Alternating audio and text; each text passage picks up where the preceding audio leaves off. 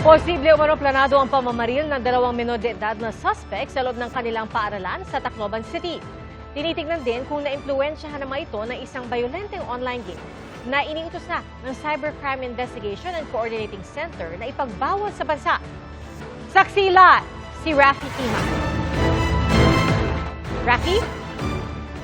Pia, bukod nga sa lahat ng pinagplanuhan, lumalabas na sinamantala ng dalawang estudyante ang pagiging pamilyar sa kanila ng gwardya dito sa San Jose National High School para mailusot ang mga baril at bala na kanilang ginamit sa pamamaril dito kahapon ng umaga. Sa mismong gate ng San Jose National High School sa Tacloban City dumaan ang dalawang minor de edad na sangkot sa 15 minutong pamamaril kahapon. Base sa timeline ng PNP, hindi sabay pumasok ang dalawa. Ang 14 anyos na gunman na si alias Nash dumating sa eskwelahan alas 7:30 ng umaga. Dumalo pa siya ng flag ceremony at saka dumiretso sa CR at doon naglagi. Alas 8 ng umaga naman dumating ang 15 anyos na si alias Rod at doon na sila nagkita ni Nash sa CR. Bandang alas 9 ng umaga, lumabas sila at nag-ikot sa eskwelahan. Una raw nilang pinuntahan ang posibleng target nila pero nang hindi makita, nag-umpisa na silang magpaputok ng baril. Nagkalat ang mga basyo ng bala sa school grounds at sa pasilyo ng mga silid-aralan. Kita rin pati ang mga wala ng lamang magazine ng baril na ginamit sa pamamaril ng dalawang estudyante. Ganito kalawak ang eskwelahan kaya ganito kalawak din ang dapat bantayan sa campus. Ang dalawang minor de edad na suspect, 2 gusali at 8 kwarto ang pinaputukan. Mananakot lang daw sana ito. Kaso lang, nung may pumutok na isang bala, parang hindi na napigilan yung 14 years old. May targeted daw di umano itong dalawa. Kaso lang nung nakita na negative doon sa dulo na classroom, bumalik, saka na sila nagpaputok. Nasa loob ng kanilang backpack at sling bag ang dalang baril at mga magazine na hindi na-inspeksyon ng gwardya. Ang isa kasi sa mga suspect, miyembro umano ng Boy Scout at minsan ay nagboboluntaryong magbantay sa gate ng eskwelahan. Dahil nagkagulo na yung mga estudyante matapos magsimula yung pamamaril, iniwan na nila yung kanilang mga gamit, yung kanilang mga bag, pati mga sapatos at mga cellphone doon sa kanilang mga classroom nung sila'y magtakbuhan palabas nitong gate. Ayon sa paunang investigasyon, nagsimula yung pamamaril ng suspect dito sa bahaging ito ng gusali sa may bandang likuran at naglakad siya patungo dito sa likod nitong gusaling ito kung saan siya namaril at saka siya pumasok dito sa unang bahagi ng gusaling ito. At dito na nagtapos yung kanyang pamamaril bago siya tumakas, bumalik ulit siya rito at tumakas dito sa likurang bahagi ng eskwelahan kung saan siya nahuli ng isang kawani ng Bureau of Fire Protection at isang sibilyan. Yung isa naman niya kasama nakatakas pero kalaunan ay sumuko rin. Ayon sa isang estudyanteng nakapanayam ng GMA News, matapos magpaulan ng bala sa eskwelahan, pumasok pa raw ang isa sa mga namaril sa compound ng bahay nila. Yung pag salubong niya, tumakbo pa siya doon palabas sa may kanto, may doon sa may bagan, apartment, doon siya lumabas. Pumasok ba sa bahay niyo? Ano naramdaman mo? Natatakot. Sino yung pumasok dyan, anak? Hindi ko po Matangkado yung maliit? yung maliit. Ito po siya yung pumasok sa bahay namin, tapos lumabas po siya doon sa may laundry. Wala na po siyang hawak na baril noon. Sa inisyal na forensic investigation, isang beses lang pinaputok ang caliber 38 revolver na hawak ni alias Rod.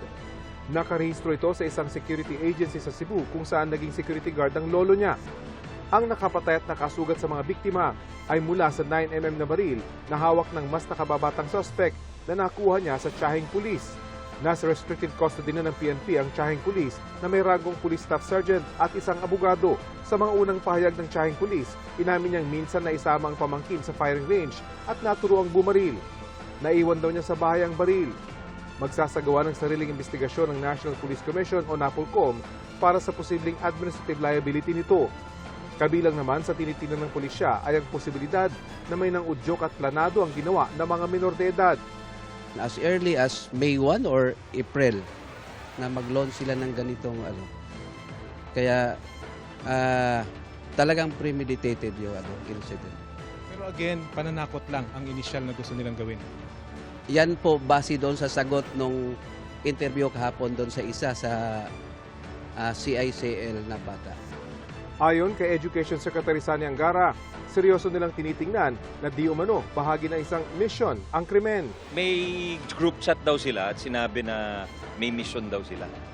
So parang mukhang napagplanuhan talaga. Sinisilip rin ng PNP Cybercrime Group ang anggulong ito. Nagpadala tayo ng ating mga teams dyan sa Tacloban, aside sa technical assistance para sa mga CCTV at of course to also study yung kung may surrender o mabigay yung mga cellphones ng ating mga kabataan para for our technical exploitation so that kung ano ang mga laman, baka ito ay may other factors sa pangyayari. Kabilang sa mga iimbestigahan ang nakababahala umanong nilalaman ng mga social media accounts ng mga sangkot. Gaya ng mga larawan ng mga personalidad na sangkot sa mass shooting sa Amerika na ang suot ng mga damit ay pareho sa suot ng isa sa mga sangkot sa shooting incident sa Tacloban.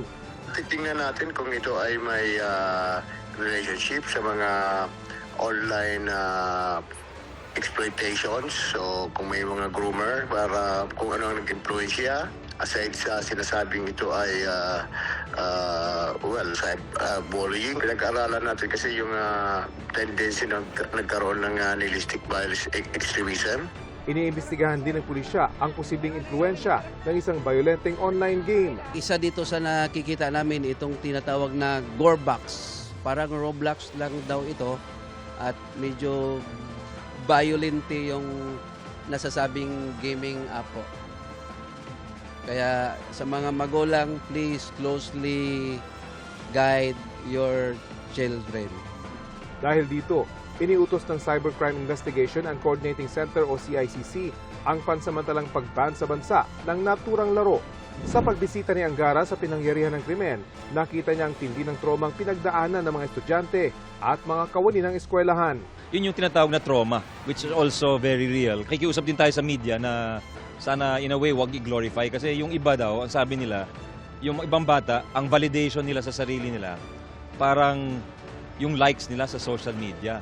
Paano sila nakakakuha ng likes? Gagawa sila ng kakaiba o kakababalaghan. So medyo tayo, hindi kami eksperto dito pero siguro medyo maingat lang siguro tayo. This is a wake-up call to parents. This is a wake-up call to the teachers.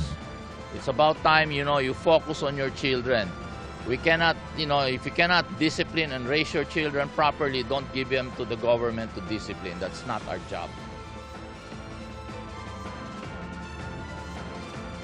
Ilan sa ating mga nakausap na estudyante na nakasaksi sa pamamaril dito kahapon ang nagsabing nagdadalawang isip na sila kung ipagpapatuloy pa nila yung kanilang pag-aaral dito matapos yung insidente. Kaya naman sa mga susunod na araw, inaasahang dadaan sa psychosocial intervention hindi lang ang mga estudyante mula rito sa San Jose National High School kundi pati yung mga pumapasok sa San Jose Central School at sa kalapit na Manlurep Elementary School bago sila magbalik eskwela sa susunod na linggo. Mula rito sa Tacloban, ako si Rafi Timang, inyong saksi.